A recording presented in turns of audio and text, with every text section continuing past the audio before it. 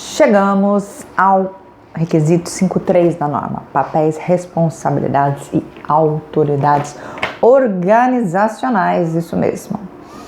Como eu disse para vocês anteriormente, temos três requisitos aqui dentro: 5.3.1, papéis e responsabilidades; 5.3.2, função de compliance anti-suborno; e o 5.3.3, tomada de decisão delegada, que costuma ser muito esquecido pelas empresas, tá? Vamos lá.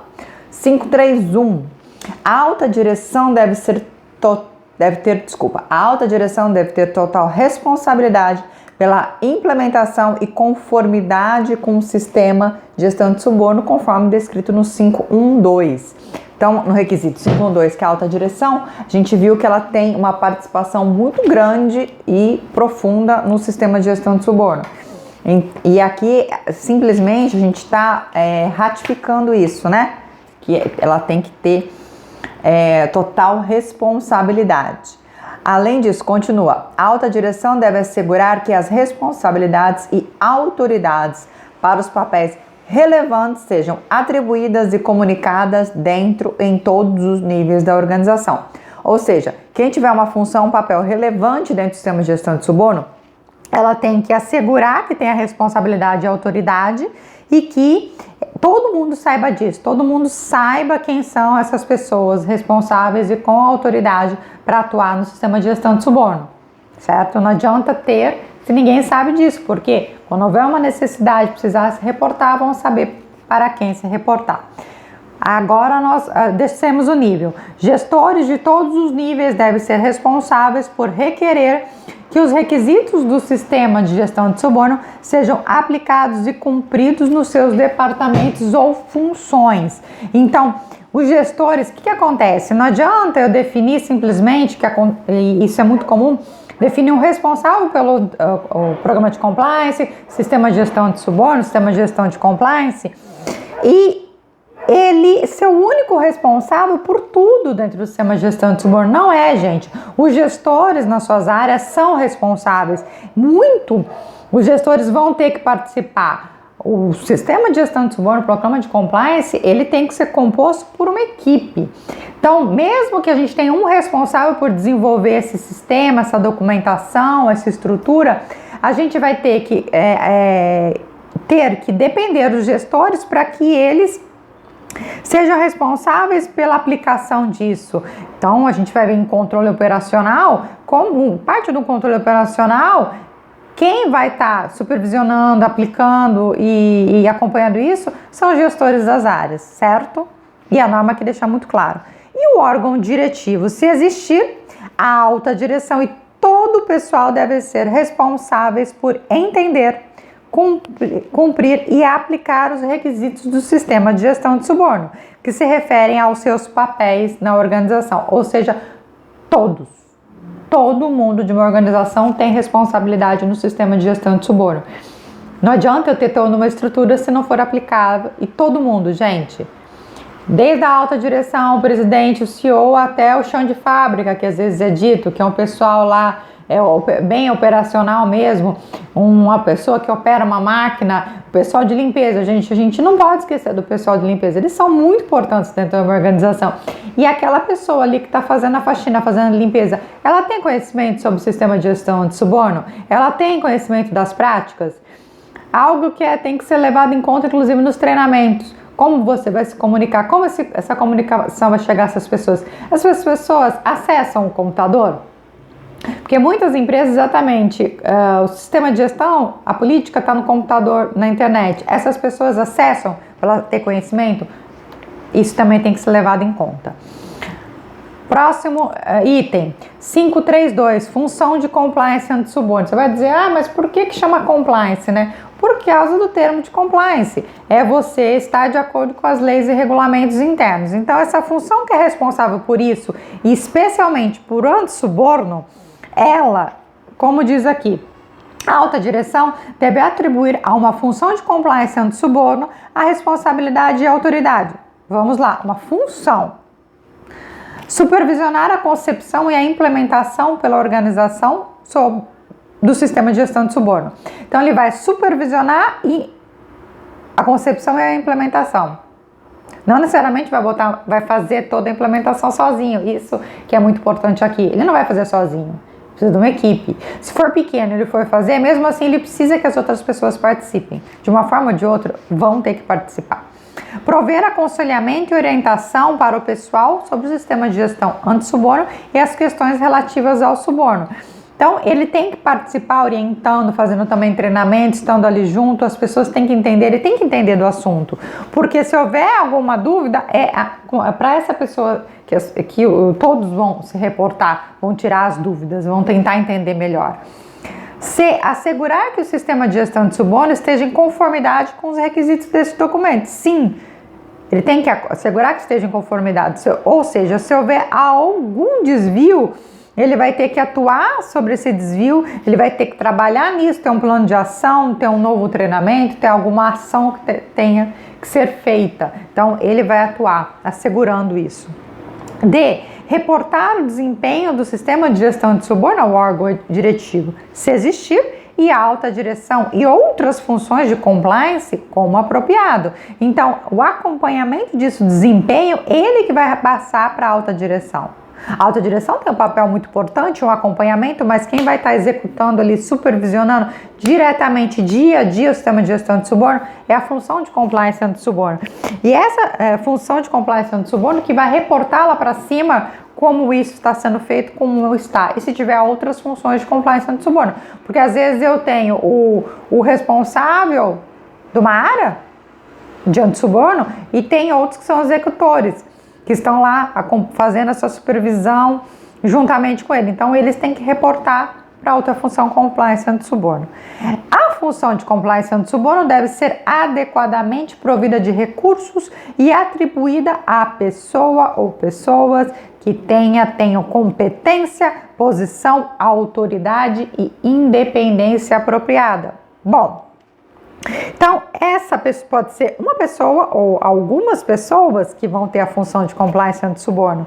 Ela tem que ter os recursos necessários, ou seja, uma equipe, equipamentos, tecnologia, internet, tudo que for necessário, dinheiro, né? Precisar imprimir um material para um treinamento, fazer um quadro de aviso que eu vou botar lá política, enfim, botar a mão na massa para isso, para as coisas, tem que ter os recursos apropriados. E ela tem que ter competência, ou seja, ela tem que ter conhecimento a respeito disso e competência a respeito disso, pode trabalhar, ela tem que ter perfil para trabalhar como responsável dessa área, tem que estar próxima das pessoas, ter uma linguagem de fácil comunicação, as pessoas se sintam à vontade. Definir a função de compliance anti-suborno tem que ser bem criterioso, por quê? Porque as pessoas têm que confiar em falar com ela, vão trazer problemas, tirar dúvida, ela tem que ter uma proximidade com as pessoas, elas têm que se sentir à vontade com ela. Então, a gente pode, por isso que muitas vezes pode ser uma equipe, né? Posição, vai ter posição, autoridade e independência. Lá na política anti-suborno, eu tive que deixar claro que ela tem autoridade e independência. Independência por quê? A caixinha dela ela vai estar ligada lá com a alta direção, gente. No organograma, ela tem que se reportar direto à direção. Não adianta eu pegar até uma pessoa que seja a função de compliance anti-suborno, que tem que passar para o superior para chegar na alta direção. Então, ali, quem é a função compliance anti-suborno tem que ter ligação direta. Qualquer problema, qualquer reporte, ela tem que falar diretamente, certo? Até para garantir a independência dela e a autoridade, ela ter a autoridade para isso. A função de compliance anti-suborno deve ter acesso direto e imediato ao órgão diretivo, se existir, e à alta direção. Como eu falei, a caixinha lá, para não ter para quem passar antes. Caso qualquer questão ou preocupação necessite ser levantada em relação ao suborno ou ao sistema de gestão anti-suborno. Então, se eu verifiquei que aconteceu com um diretor, por exemplo, uma suspeita de suborno, eu tenho que poder falar com o presidente. Eu tenho que levar aquilo para ele. E vamos lá, vamos resolver a situação, como vai ser feito. Porque, por exemplo, se é um cargo de diretoria, é um cargo que é mais complicado você tomar depois uma medida em relação a isso, né? Então, vamos levar a alta direção. Então, ele tem que ter linha direta com a alta direção. A alta direção pode atribuir alguma ou toda a função de compliance anti-suborno a pessoas externas à organização. Veja que interessante. Eu não preciso ter uma pessoa dentro, um colaborador que seja função compliance anti-suborno. Eu posso contratar e ser de fora. Pode ser um consultor? Pode. Está aqui claro. Neste caso, a alta direção deve assegurar que pessoal específico tenha responsabilidade e autoridade sobre aquelas partes da função atribuídas externamente. Então, eu vou colocar que alguém aqui dentro tenha responsabilidade e autoridade sobre a pessoa lá fora. E também não adianta eu só terceirizar e não ter ninguém aqui dentro que vá acompanhar isso, ter esse conhecimento, ser a pessoa responsável por isso, tá? Então, isso é importante. Nisso, nós fechamos o 532, que é a função de compliance anti-suborno. Muita relevância dentro do sistema de gestão de suborno, mas não apenas essa função. Para finalizar, o 533, tomada de decisão delegada. É um item que eu digo para vocês, muitas empresas têm dificuldade, muitas empresas se esquecem disso, é muito comum. Onde a alta direção delegar para o pessoal a autoridade para tomar decisões em relação às quais existem mais do que um baixo risco de suborno, a organização deve estabelecer e manter um processo de tomada de decisão ou um conjunto de controles que requeira que o processo de decisão e o nível de autoridade do tomador da decisão sejam apropriados e livres de conflito de interesse reais ou potenciais. Meu Deus, Natasha, o que isso tudo quer dizer? É simples. Se eu tiver uma decisão que eu preciso delegar para alguém, eu preciso estabelecer um processo para isso, certo?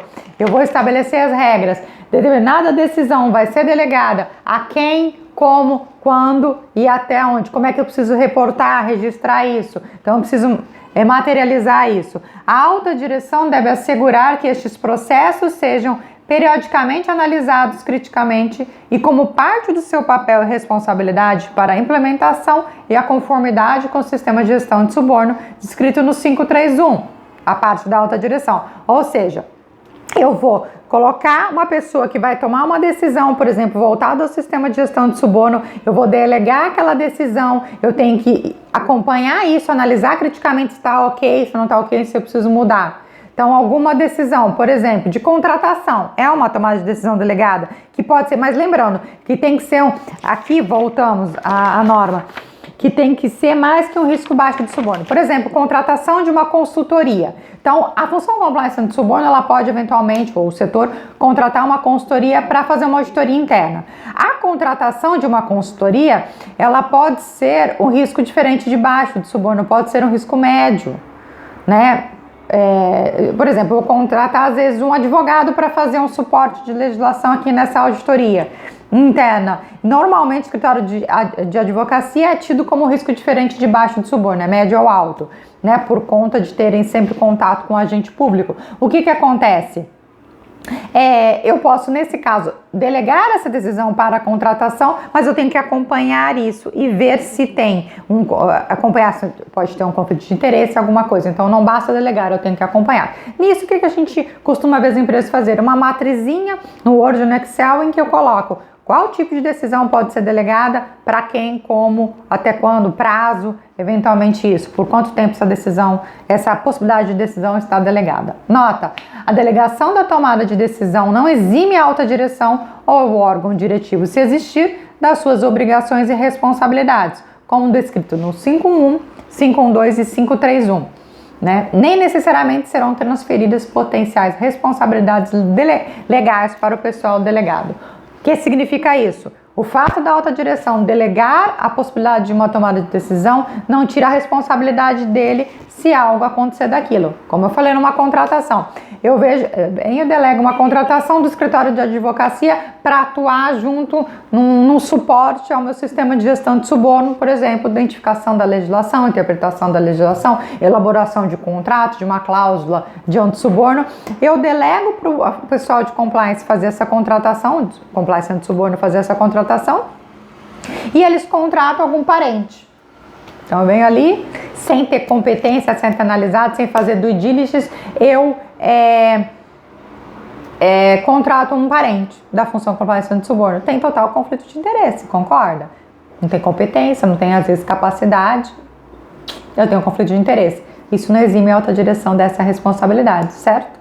Então, é muito importante você tomar a decisão delegada. É algo simples se for estruturado, senão pode trazer problemas à frente. Tem empresas que não delegam nenhum tipo de decisão.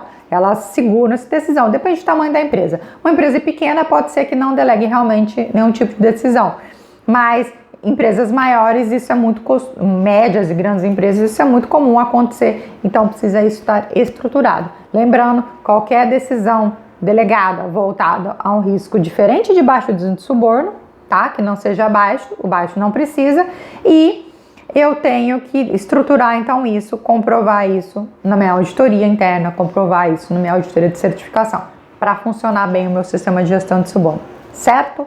Terminamos aqui, agora vamos para a sessão 6, planejamento. Aguardo vocês no próximo vídeo.